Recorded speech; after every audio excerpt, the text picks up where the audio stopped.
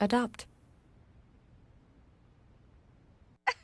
To Maddie, congrats on paying off all those student loans. Finally, right? How'd you manage that anyway? I started tracking my spending, changed a couple of habits. Wow, I'm kind of living paycheck to paycheck right now. I don't even know how I'm doing it. Well, have you tried saving a little? I want to, but where's that money gonna come from? Bill collectors, they're the worst. Am I right? When it comes to financial stability, don't get left behind. Not home. Get tools and tips for saving at feedthepig.org. People from all over gathered yesterday to remember the 2 journalists who were shot last week in Roanoke, Virginia. CNN's Jeremy Roth has more on this story. Adam and Allison saw as their mission to awaken us to what was good and fun in life. Colleagues remembered Allison Parker and Adam Ward as 2 hardworking journalists taken much too soon. I want to play softball with Adam again, and I want to see Allison dance. And I will, in the wonderful memories they gave me, they gave us. The 2 were gunned down while conducting a live TV interview Wednesday. Shooter Vester Flanagan then faxed a suicide note to ABC News outlining his racial motives in the killings. Flanagan took his own life as police closed in. To Parker's parents, the tragedy has opened a window for change. You know, you always think there's a tipping point. I think this time it's going to be different. We cannot be intimidated. We cannot be pushed aside. In an exclusive interview with CNN, Barbara Parker says her family will advocate for gun control reforms and to keep firearms out of the hands of those with mental illnesses. If you are a parent, if you're a mother, if you have children, can you look your child in the eye and say, we are willing to allow you to be collateral damage in order to keep what some people perceive as their constitutional rights? The Parkers say they know their work will take a long time, but I'm telling you, they messed with the wrong family. I'm Jeremy Roth, reporting. Our thoughts continue to be with the WDBJ station as well as with Allison and Adam's friends and family during this very difficult time.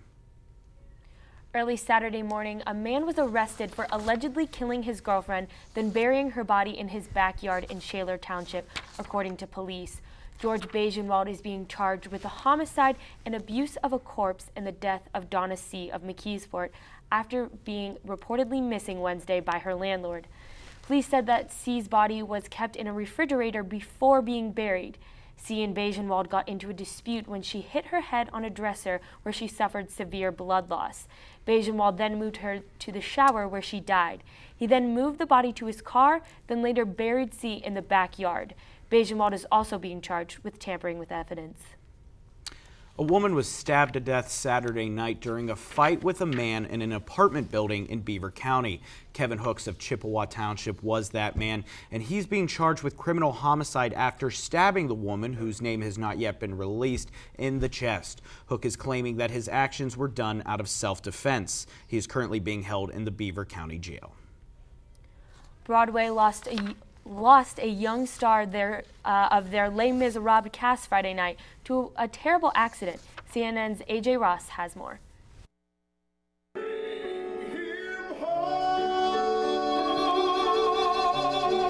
With his commanding tenor voice and dynamic range, it didn't take long for 21-year-old Kyle Jean-Baptiste to wow casting directors with Les Mis, who provided us with this copy of his audition tape.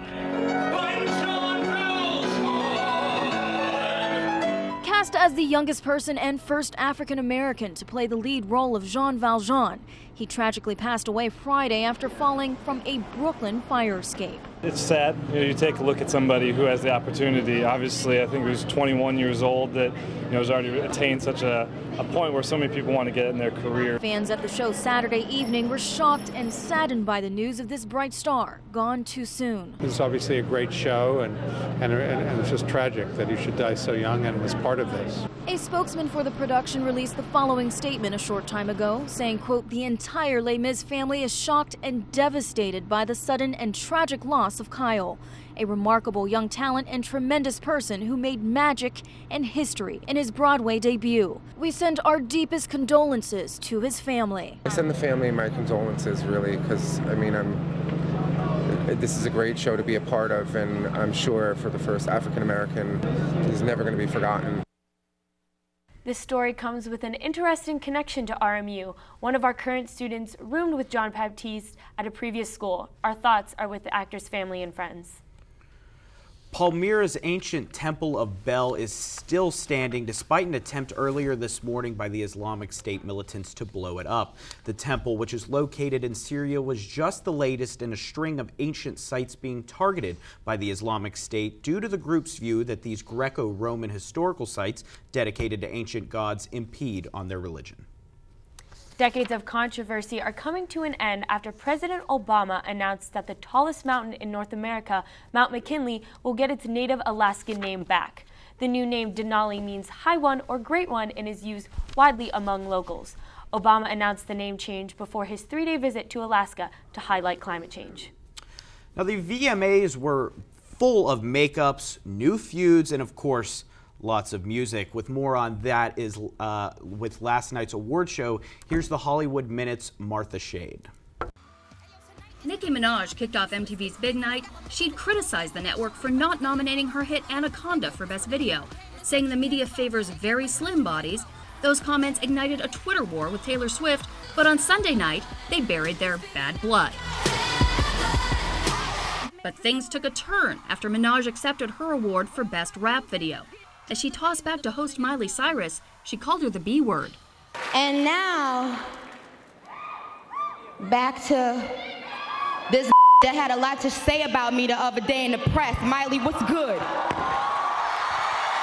Justin Bieber was back on stage at the award show for the first time in 5 years, an emotional Bieber crying when he finished his performance.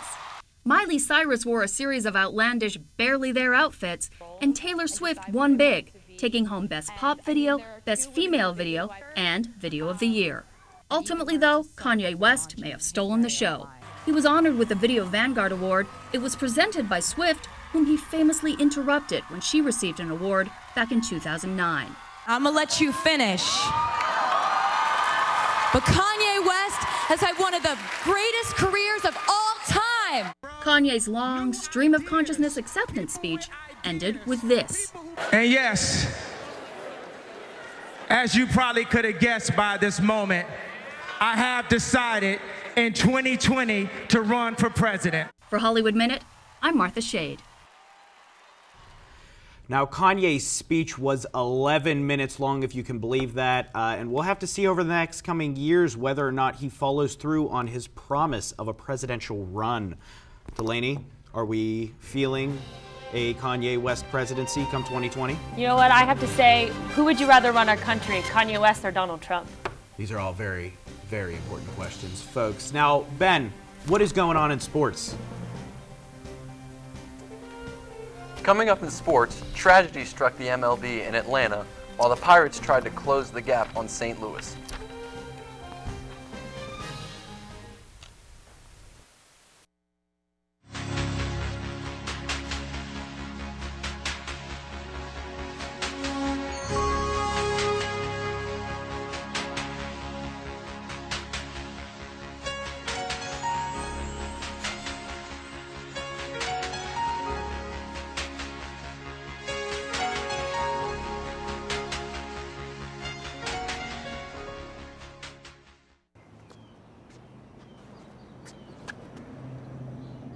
Here is my handle and here is my spout. When I get all steamed up, then I shout. Tip me over and pour me out. Oh. The smallest moments can have the biggest impact on a child's life. Cheers. Take time to be a dad today.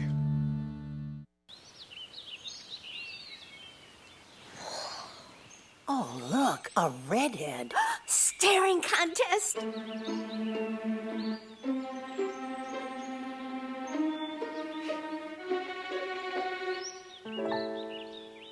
You still got it. I know. Come alive with the forest. The dad was cute. They were looking right at us. Visit discovertheforest.org to find a forest near you.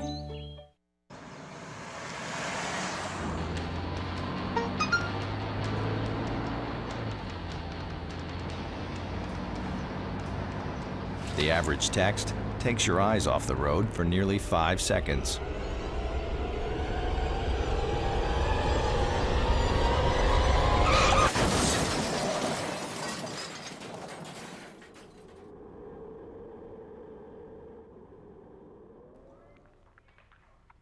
Welcome back to RMU Live. I'm Ben Kelkis with the latest in sports. A man was fatally injured at Saturday night's Braves-Yankees game.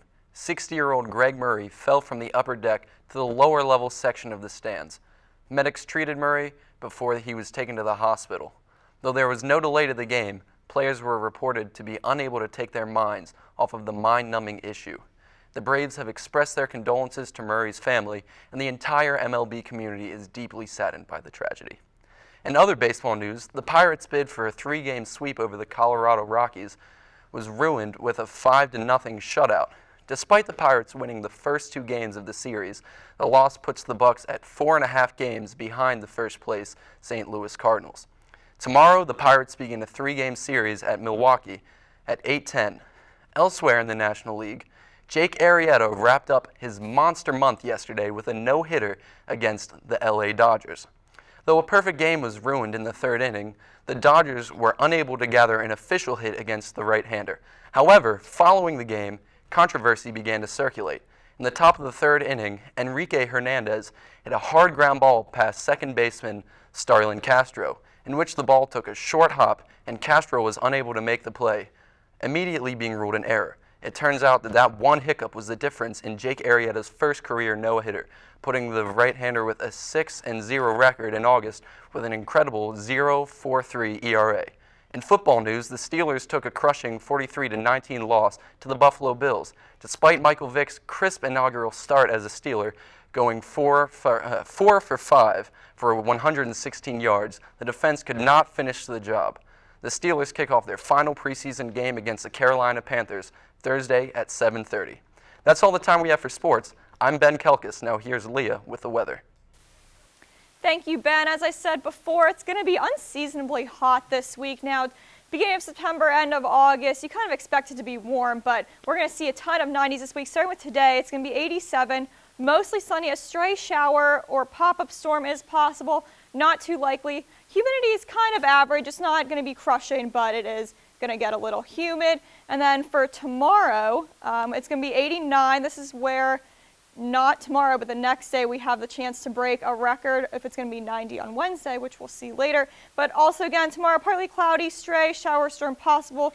Probably not going to see anything. Just make sure you dress cool. Won't need your umbrellas.